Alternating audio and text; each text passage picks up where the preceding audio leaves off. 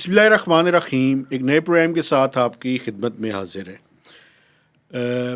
وقار بھٹی صاحب، وقار گیلانی صاحب آج کل آؤٹ آف سٹی ہیں، تو میں نے آپ سے ریکویسٹ کی کہ آپ مکالمہ میں میرے ساتھ آئیں اور ہم بیٹھ کر 3 ٹاپکس ہیں جن کے اوپر آج ہم نے بات کرنی ہے. ایک تو آپ نے دیکھا کہ جو ملٹری کورٹس ہیں 60 مزید جو پی ٹی آئی کے لوگ ہیں ان کے خلاف فیصلے آ گئے ہیں. عصام نیازی جو عمران خان صاحب کے بھانجے ہیں اور ایک وکیل بھی ہیں، ان کے خلاف بھی آیا ہے اور 10 سال قید کی سزا سنائی گئی ہے. اور ملٹری کورٹس کے خلاف یورپین یونین، اس کے علاوہ برطانیہ، اس کے علاوہ امریکہ کی سٹیٹمنٹس بھی آ چکی ہیں. دوسری بات جو اسی سے لنکڈ ہے، آج پی ٹی آئی کے جو رہنما ہیں اور ان کے جو الائز ہیں ان کی ملاقات کروائی گئی ہے عمران خان صاحب کے ساتھ.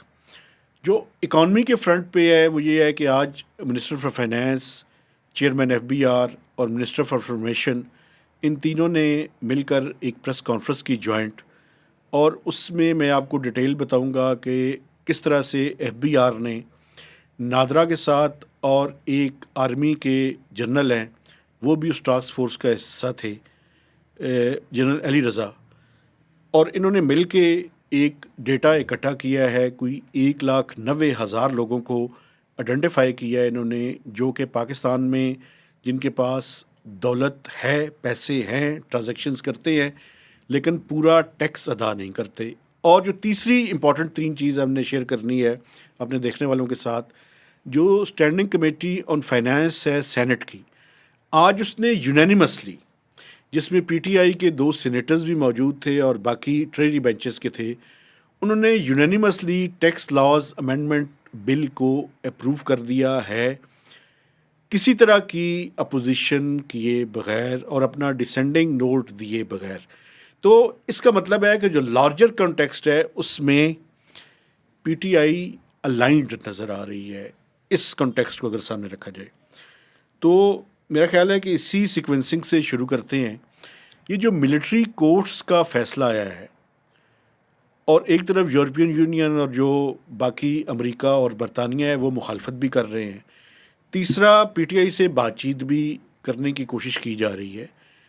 آپ اس اوورآل جو سچویشن امرج ہو رہی ہے اور جو رچرڈ گرنل جن کی بار بار ٹویٹس آ رہی ہیں، اس سارے تناظر میں آپ کیا سمجھتے ہیں کہ عمران خان کی رہائی قریب ہے، دور ہے؟ یہ ملٹری کورٹس کے جو فیصلے آ رہے ہیں پے در پے، پہلے 25 کا فیصلہ آیا، پھر 60 کا آج فیصلہ آ گیا، تو یہ پورا اوورآل پولیٹیکل کانٹیکسٹ کس طرح سے بن رہا ہے؟ جی بھٹی صاحب. بہت شکریہ مہتاب صاحب، آپ نے ایک دفعہ پھر مجھے موقع دیا. میں وقار گیلانی صاحب کی جگہ تو نہیں لے سکتا، ظاہر سی بات ہے کہ وہ کافی، لیکن میری ظاہر سی بات ہے کہ یہ اسپیشلٹی بھی نہیں ہے پالیٹکس اور اکانومی، لیکن بینگ اے پاکستانی جرنلسٹ ظاہر سی بات ہے کہ یہ باتیں جو ہیں یہ مجھے بھی اسی طرح انفلوئنس کرتی ہیں جس طرح باقی لوگوں کو. جہاں تک آپ نے بات کی ملٹری کورٹس کی، دیکھیں اس میں 2-3 طرح کے بیانیے ہیں، لیکن میں پہلے بات کروں گا اپنی ذاتی رائے کی، اور ہم جو آپس میں بات کرتے رہتے ہیں کہ دیکھیں اصولی بات کرنی چاہیے، آپ کو کوئی اچھا لگے یا کوئی برا لگے. ہاں، تو اصولی بات تو یہ ہے کہ سویلینس کا جو ٹرائلز ہیں وہ ملٹری کورٹس میں نہیں ہونے چاہیے.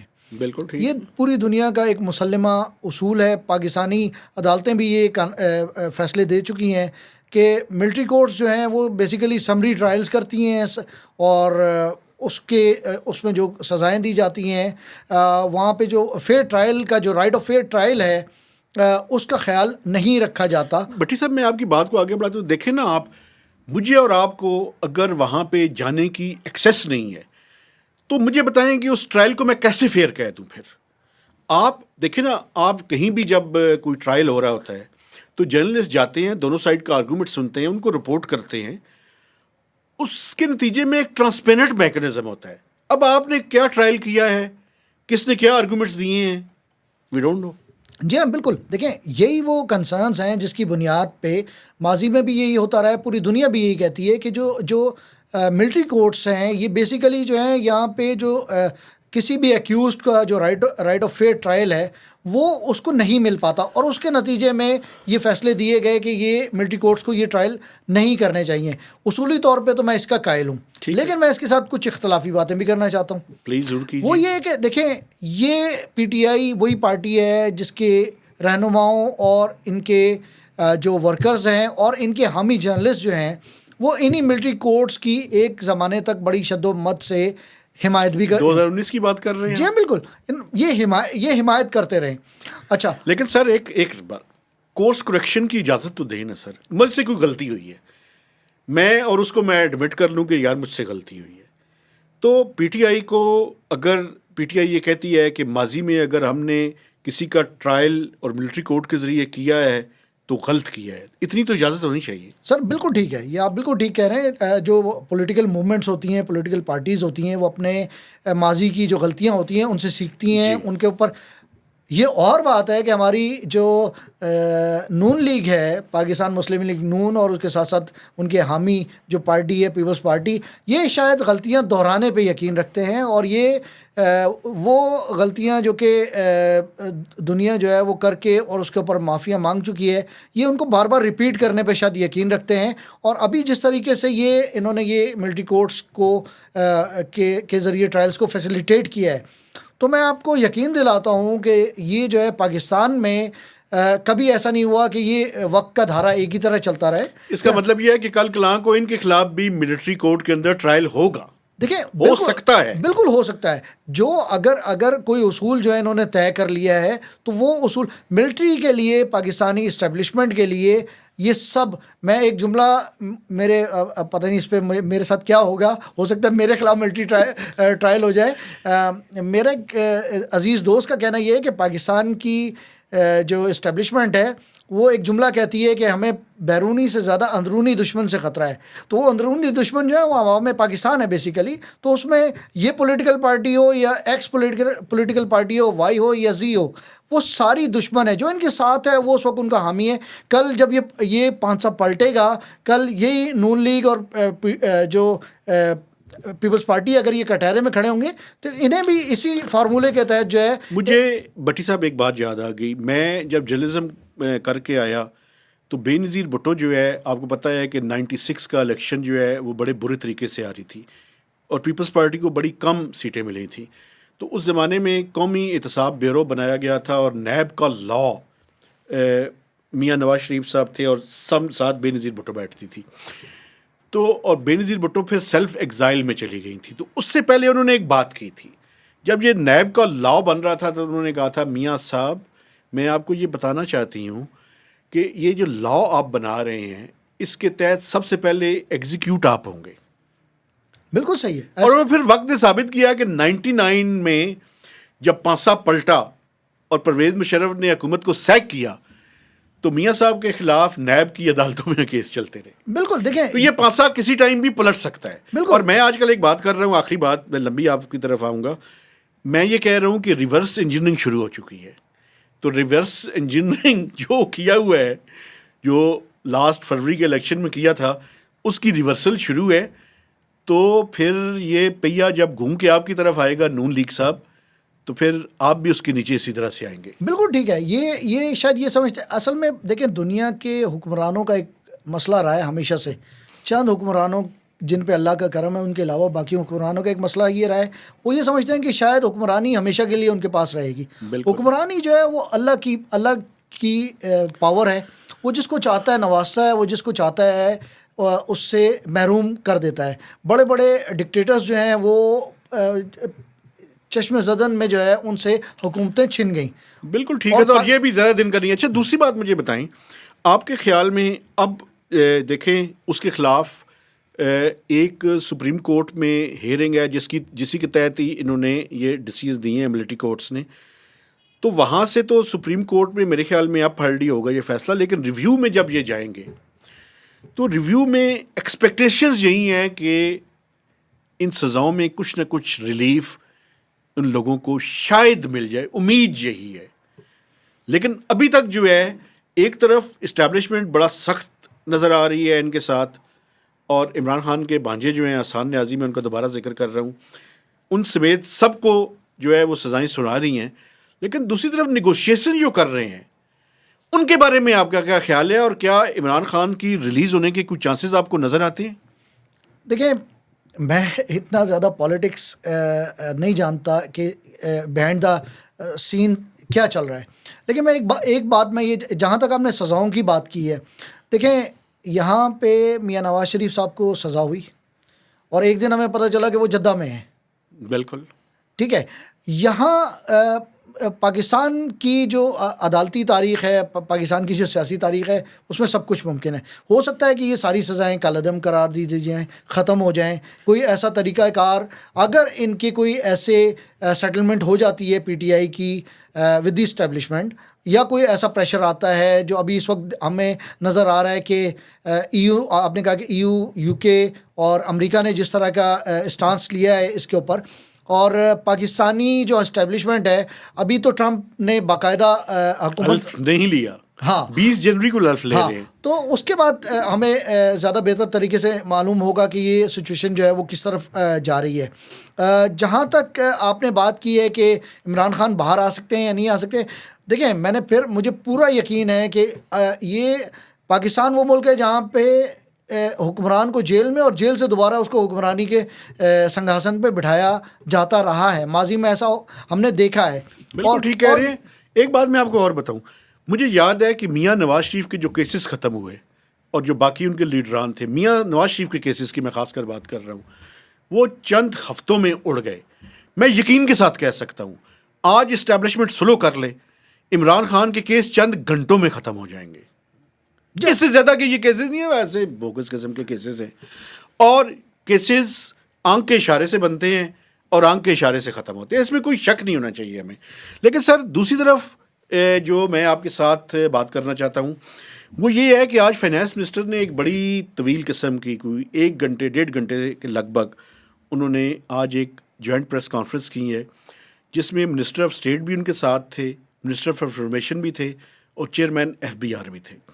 اس میں جو چیز انہوں نے، میں جلدی سے اس کا بتا دیتا ہوں، انہوں نے کہا جی ہم نے اپنا ڈیٹا جو ہے اس کو کیا ہے، اور یہ ہم نے دیکھا ہے کہ پاکستان میں جو ٹاپ 1 to 5% لوگ ہیں جن کے پاس 3 سے زیادہ گاڑیاں ہیں، جن کے اکاؤنٹس میں ملینز آف روپیز ہیں، اور 2 سے زیادہ ان کے پاس اکاؤنٹس ہیں، 3 سے زیادہ گاڑیاں ہیں، متعدد پلاٹس ہیں، لیکن وہ یا تو پورا ٹیکس نہیں دیتے یا ٹیکس نیٹ کے اندر ہے ہی نہیں.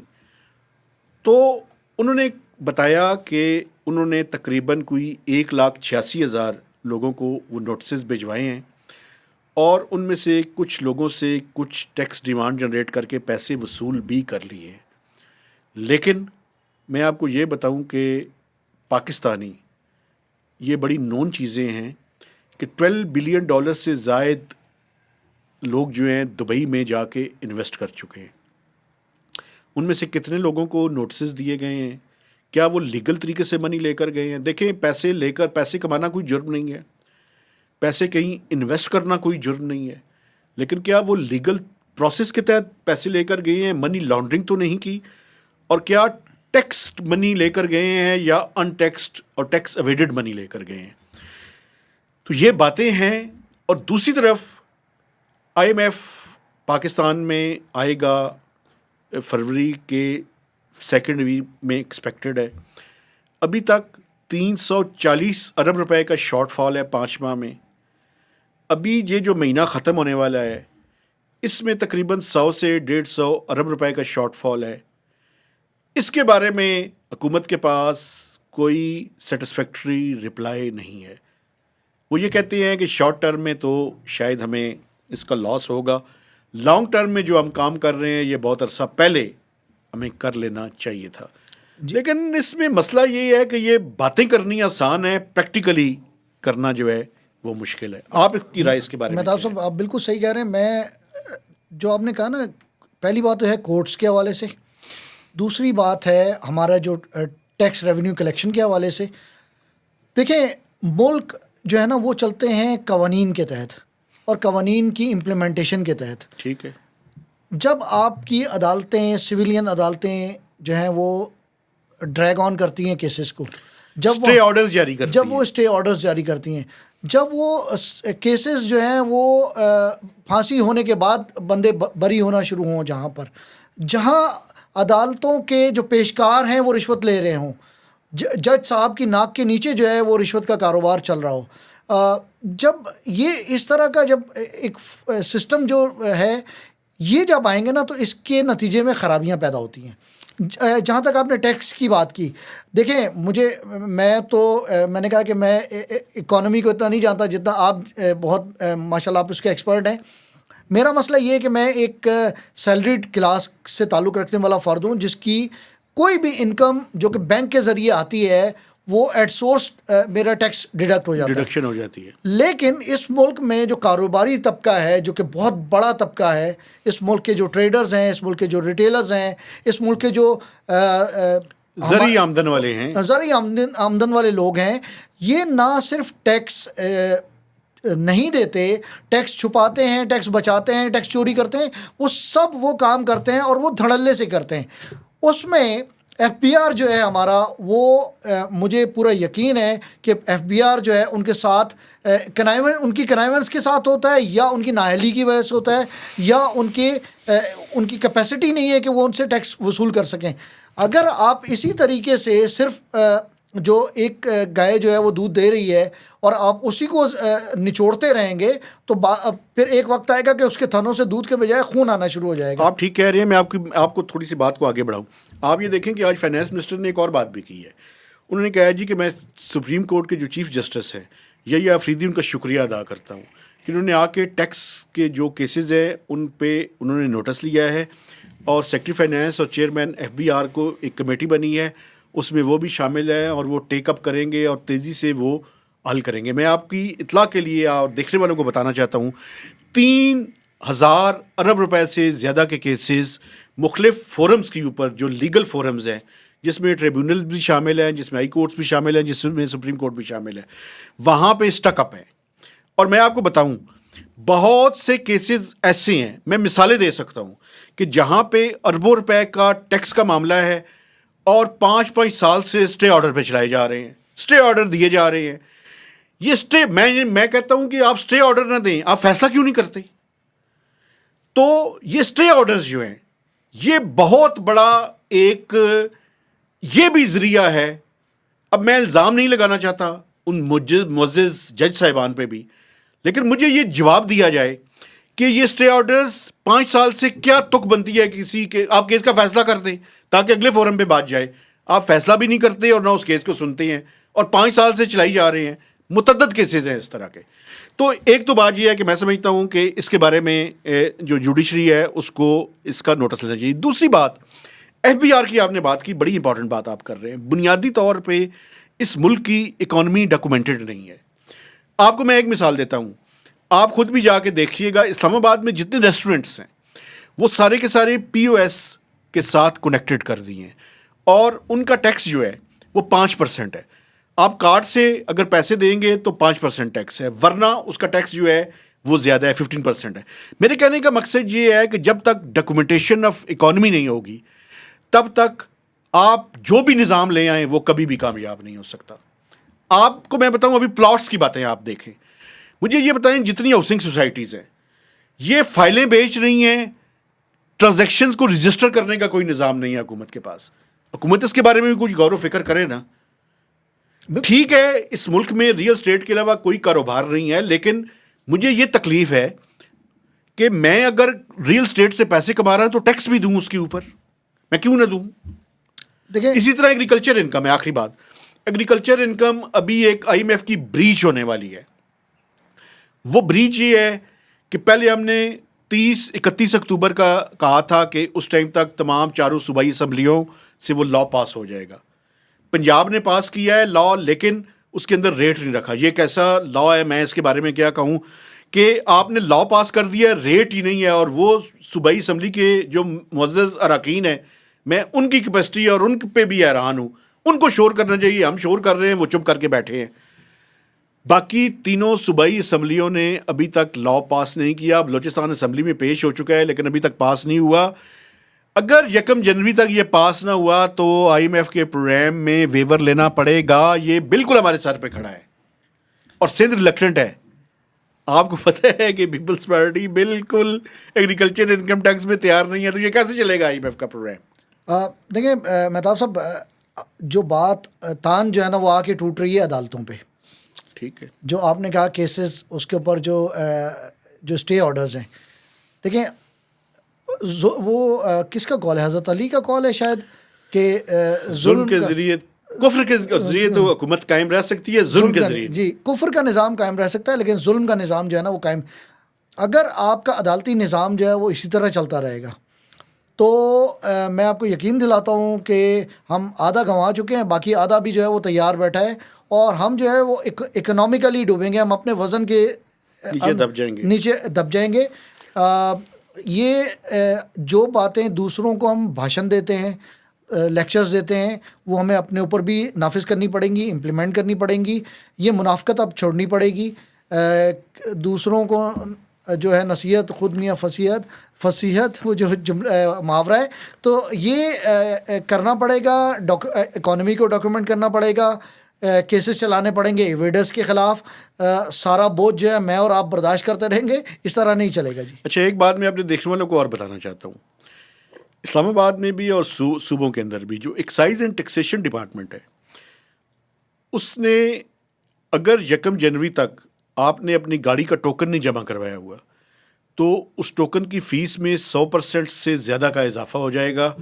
اس لیے آپ اپنی گاڑی کا ٹوکن اگر آپ نے نہیں دیا ہوا, ٹیکس یعنی کہ جو motor vehicle tax, motor vehicle tax, تو آپ جائیں. اور اسی طرح صوبائی جو ایکسائز اینڈ ٹیکسیشن اتھارٹیز ہیں وہ بھی بار بار کہہ رہی ہیں, تو آپ مہربانی کریں اپنی ذمہ داری ادا کریں تاکہ آپ اس ٹیکس کے وہ جو ہے جرمانے سے اور پینالٹی سے بچ سکے. چلیں, اچھا آپ نے یاد دلایا, مجھے بھی ٹیکس دینا ہے. میں جب سے اسلام آباد آیا ہوں تو 2 سال کا میرا خیال ہے میرے اوپر MVT جو ہے نا وہ ڈیو ہے. تو اچھا وہ آپ نے بتا دیا, میں 1-2 دن میں جو ہے اس کو کلیئر کرتا ہوں. اسی طرح سے ہم نے بھی آج کافی سالوں کا ڈیو تھا تو آج جا کے جمع کروایا ہے اور جرمانے سے بچنے کی کوشش کی ہے. ایک آخری بات میں آپ کو بتاؤں, آج فائنانس منسٹر نے اپنی پریس کانفرنس میں ایک بڑی امپورٹنٹ بات اور بھی کی. انہوں نے کہا جی کہ یہ جب ہم نے انہیں پوچھا کہ آپ کا شارٹ فال ہے, اس مہینے بھی شارٹ فال آنا ہے, بینکوں کے ساتھ حکومت ایک ڈیل کرنے کی کوشش کر رہی ہے. ان کا ڈپازٹ ریشو جو ہے, ایڈوانس ڈپازٹ ریشو ADR, اس کے تحت ایک کنٹروورسی چل رہی ہے بینکس کے ساتھ. تو حکومت ان کے ساتھ کوشش کر رہی ہے کہ 50 to 80 بلین روپیز جو ہے وہ 31 دسمبر سے پہلے ان کے ساتھ کوئی سیٹلمنٹ کی جائے اور ان سے وہ لے لیے جائیں. کافی سارے انسینٹیو ان کو دینے بھی پڑیں گے. اب یہ ڈیل کہاں پہ اسٹرائک ہوتی ہے؟ اگر یہ ڈیل ہوئی تو FBR کے شارٹ فال میں کمی ہوگی, ورنہ 100 سے 150 ارب روپے کا شارٹ فال اس مہینے بھی ہمارے سر کے اوپر کھڑا ہے. فائنانس منسٹر کی اور بات کر رہے تھے, وہ کہہ رہے تھے کہ ہم IMF کو سیٹسفائی کرنے کی کوشش کر رہے ہیں, جو چیزیں انہوں نے کہی ہیں اس کے مطابق ہم عمل کریں گے, اور اس سال کے آخر تک جو ریونیو کا شارٹ فال ہے اس کو کور بھی کر لیں گے. لیکن میں ان کی اس بات سے بالکل اتفاق نہیں کرتا. اس سال کے دوران 1000 ارب روپے کا شارٹ فال ہوگا. کوششیں وہ کر لیں, ہم بھی ادھر ہیں وہ بھی ادھر ہیں, تو دیکھتے ہیں کہ کس طرح سے بات جو ہے وہ. مجھے آپ کی ججمنٹ پہ پورا یقین ہے, کیونکہ جس طرح آپ دیکھتے ہیں چیزوں کو, اس طرح جو ہے وہ بہت کم لوگ, وہ ظاہر سی بات ہے انہیں جو ہے بہت سارے لوگوں کو مطمئن بھی کرنا ہے, اور انہیں بیرونی جو لینڈرز ہیں ان کو بھی مطمئن کرنا ہے اور حکومت کو بھی مطمئن کرنا ہے. لیکن میرا خیال ہے کہ آپ کی جو ججمنٹ ہے یہ جو ہے بہت وزن رکھتی ہے. اور ایسے میں دعا کرتا ہوں کہ اللہ کرے میں غلط ثابت ہوں اور وہ ٹھیک ثابت ہوں, کیونکہ اس ملک نے آگے چلنا ہے تو ہم سب نے آگے چلنا ہے. لیکن پریکٹیکلی مجھے شارٹ ٹرم میں ان کی جو اسٹریٹجی ہے وہ کامیاب ہوتی ہوئی دکھائی نہیں دے رہی. بس میں ایک آخری بات کرنا چاہ رہا تھا, میں پھر جو ہے چونکہ میں اپنے ہیلتھ کی پلیز ضرور کریں. بس وہ یہ کہ دیکھیں مجھے بہت ساری چیزیں ایسی پتہ چلتی ہیں جو کاسٹ آف ان ایکشن کے نتیجے میں جو کاسٹ آف ان ایکشن ہے, بہت سارے ایسے ایکشنز ہیں انڈیسائسونیس, جو تو وہ فیصلے جو مشکل فیصلے ہیں جو لیے جا سکتے ہیں, جس کے نتیجے میں جو ہے پاکستان کو اربوں ڈالرز کے نقصانات سے بچا جا سکتا ہے. تو وہ فیصلے جو ہیں ان کے اوپر، اور وہ ظاہر سی بات ہے آپ بھی پوائنٹ آؤٹ کرتے رہتے ہیں، ہم بھی پوائنٹ آؤٹ کرتے رہتے ہیں، اور ایکسپرٹس بھی پوائنٹ آؤٹ کرتے رہتے ہیں، ہمیں جو ہے وہ اب ایک فائنینشیل ڈسپلن میں آنا پڑے گا اور اپنے معاملات کو ٹھیک کرنا پڑے گا، ورنہ تو اس طرح تو زندگی نہیں گزرے گی. ایک بات میں آپ کو بتاؤں، امریکہ کی طرف سے، سعودی عرب کی طرف سے، چائنا کی طرف سے، لینڈرز کی طرف سے ایک کلیئر میسیج ہے، ڈول آؤٹ کا زمانہ ختم ہو گیا. آپ دنیا کے ساتھ اپنے آپ کی لنکیجز ڈیولپ کریں، سنرجیز ڈیولپ کریں، اپنے آپ کو ریلیونٹ کریں، آپ کامیاب ہوں گے. ورنہ آپ کو پیسے دینے کے لیے دنیا اب تیار نہیں ہے. میرا خیال ہے کہ ہم اسی کے ساتھ اجازت چاہیں گے. بٹی صاحب تھینک یو ویری مچ، آپ میرے ساتھ اس پروگرام میں شریک ہوئے. میں اپنے دیکھنے والوں سے گزارش کرنا چاہتا ہوں کہ آپ نے ہمارے چینل کو سبسکرائب کرنا ہے، اس کی میکسیمم شیئرنگ کرنی ہے، اور اس سارے پروگرام کے اوپر آپ نے بلنٹ ہو کے کمنٹس بھی کرنے ہیں. تو اجازت دیجیے، اللہ حافظ.